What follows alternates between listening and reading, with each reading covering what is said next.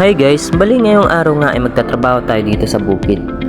Kaya akin ang sinimulan itong paandarin ang kuliglig. At sa unang hila ko nga dito ay di ko napaandar.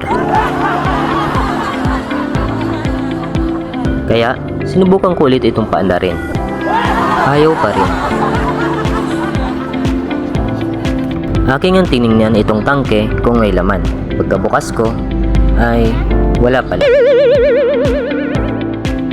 Kaya umuwi muna ako sa bahay para kumuha ng krudo.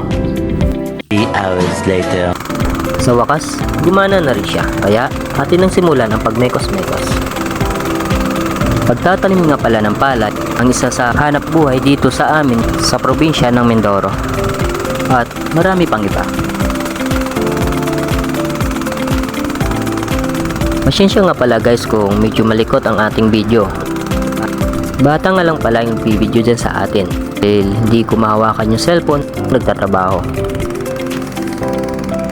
Iyan naman si Amel, ang batang laging pumupunta dito sa bukid.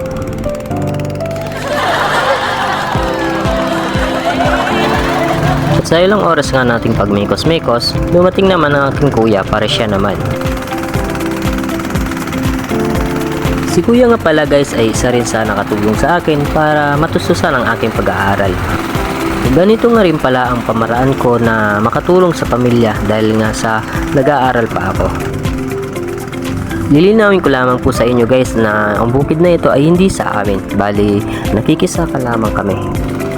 Pauwi na nga ako dito at hindi ko inaasahang mangyari. Bali bigla nga akong nalubog dito. Buti na lang, magaling tayo magmekos-mekos, kaya nakaalis rin tayo dito. Mahirap man ang ating mga ginagawa, ang importante ay lumalaban tayo ng patas. At kung umabot ka hanggang dulo, at kung nagustuhan mo ang video ito, ay huwag mo sanang kalimutang like, follow, and share, at mag-subscribe sa ating YouTube channel.